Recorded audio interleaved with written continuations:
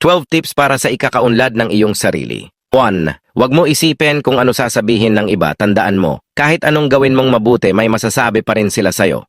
2. Huwag mong i-focus ang sarili mo sa ibang tao, i-focus mo lagi ang sarili mo sa ikauunlad ng buhay mo kay Lord at sa pamilya mo.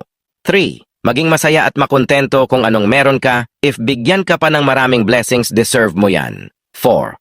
Huwag laging kaawaan ang sarili, bumababa lang lalo ang confidence at moral mo, maging palaban ka lagi sa hamon ng buhay. Lagi mong tandaan na buhay ang Diyos na sinasamba mo. 5. Umiwas ka sa mga negative at toxic na tao. Itong mga klaseng tao na ito ang hihila sa'yo pababa. 6. Huwag mong ikumpara ang sarili at buhay mo sa ibang tao. Kung anuman nakamit niya, maging masaya ka at alam mong makakamit mo rin yan. 7. Magbigay ka ng time sa sarili mo, need mo din mag-enjoy paminsan-minsan para ma-refresh ang isip mo. 8.